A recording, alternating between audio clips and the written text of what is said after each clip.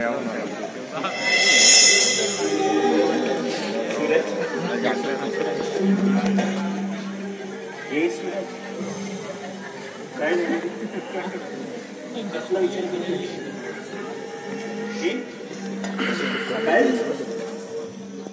रडतोस तू सूरज? अरे मला माझं चुकलं.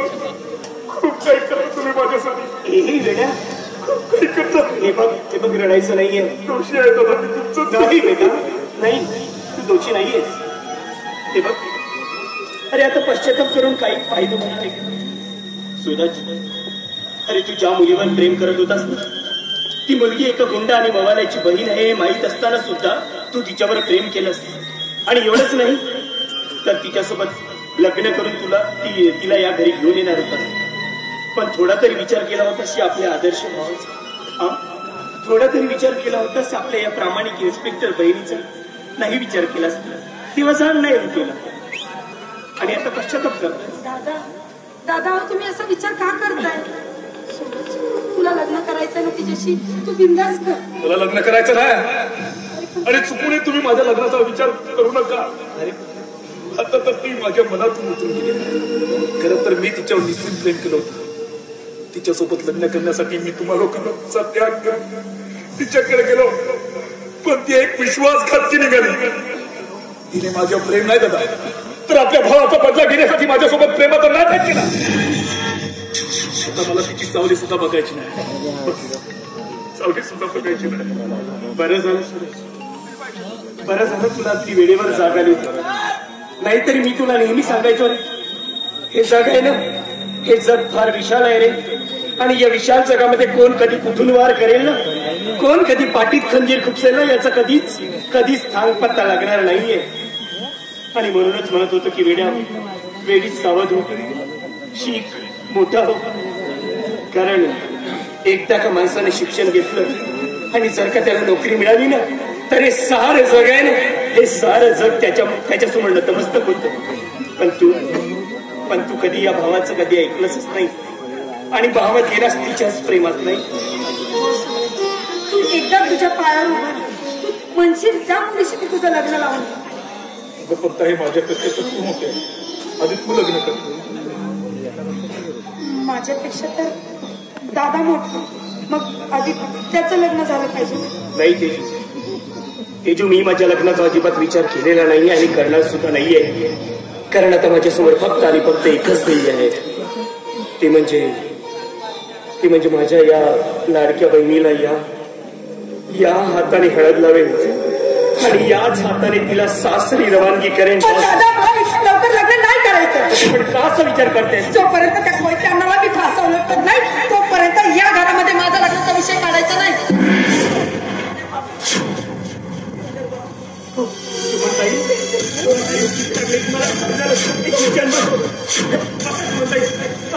हे सुरत जात मधून पत्ती वगैरे घेऊन काय आम्हाला आमच्या झोपडीमध्ये येऊन खूप मारहाण केली. त्या झोपडीतून आम्हाला हात लावलं आणि या गावामध्ये जर तुम्ही दिसाल तर त्यांचे मारून टाकण्याची धमकी दिली. काय तुम्ही रडू, तुम्ही शांत व्हा. आधी मला सांगा तुम्ही कुठे थांबला? गावाबाहेर देवळामध्ये. आणि अन्न पाण्याचं जातमधून काहीतरी पुढे. सुमनताई हे बघा, रडू नका. हो तुम्ही योग्य ठिकाणी यायला आहात, तुम्हाला काही होणार नाही. आम्ही आहोत ना. हे बघा, रडू नका, आम्ही आहोत तुमच्यासाठी.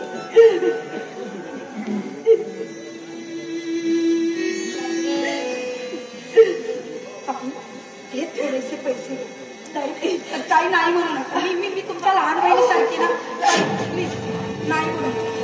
हे थोडे पैसे घ्या आणि तिथे सांगा. आज मी सुट्टीवर आहे. मी स्वतः तुमची FIR लिहून त्या कोयत्यांनाची अटक करून मी यांना उद्या पोलीस स्टेशनला घेऊन. सुमनताई सांभाळा स्वतःला, काळजी घ्या स्वतःची. गाडी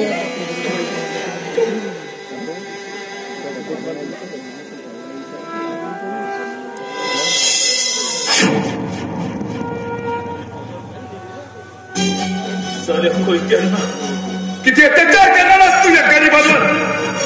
तर तुला एक सांगायचं, ते या देशात गुंडगिरी वाढण्याचे म्हणजे मुख्य कारण म्हणजे या देशातील भ्रष्ट पोलीस यंत्रणा. ते या देशाच्या प्रत्येक पोलीस स्टेशनला तुझ्यासारखं प्रामाणिक इन्स्पेक्टर लाभलं ना तर या देशातून गुंडागिरीच्या समुद्रोच्चाटन झाल्याशिवाय राहणार नाही. ज्या दिवशी मी इन्स्पेक्टरची वर्दी अंगावर घातली होती ना त्याच दिवशी मी शपथ घेतली, सदरक्षण आहे, खलनिग्रहण आहे, सज्जनाचे रक्षण आणि दुर्जनाचा नाश.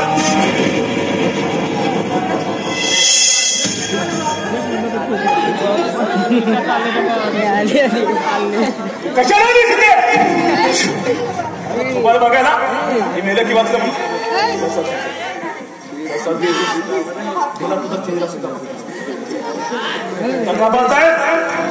असतो.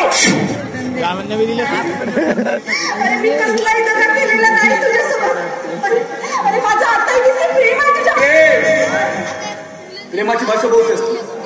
प्रेमाची प्रेम काय हे तरी कळतं का तुला?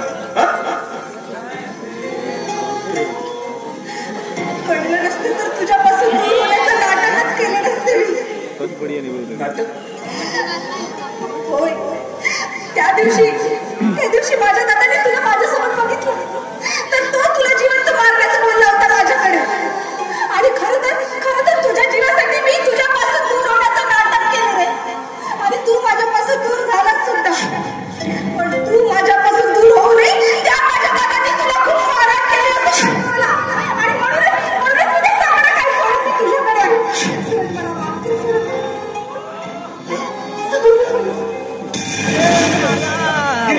त्या भावासोबत एवढी हिंमत आली तुझ्यात? होय, कारण मी आत्ता लहान राहिलेली नाही. भावा बहीण भावाच्या मध्ये बोलण्याचा तुला काही एक अधिकार नाही. आणि काही कायद्याने तिच्यावर हात उचलण्याचा काही अधिकार नाही. हा तुझा कायदा तुझ्याजवळ ठेव. ते माझी बहीण तिने मी मारो नाही ते जिवंत पेटवून टाको. असं तर लावून दाखव तिला. भले चॅलेंज करतेस? हो, तुला चॅलेंज करते. भावाने भांडणी चॅलेंज. हो, तुला चॅलेंज करते. या इन्स्पेक्टरच्या समोर कुणी कुणावर अत्याचार करू शकत नाही. ए भवानी, अरे आज तू असा कावत कसा? अरे या तुझ्या अज्ञानामुळे तुला असं वाटायला लागलं. पण हे बघ, अरे आता ही वेळ गेलेली नाही सुधर. अरे तुझ्या बहिणीचा आजही आम्ही स्वीकार करायला तयार आहोत. ए हरिभक्त परायण, हा कीर्तन आहे ना या लोकांना सांगायचा भले नाही.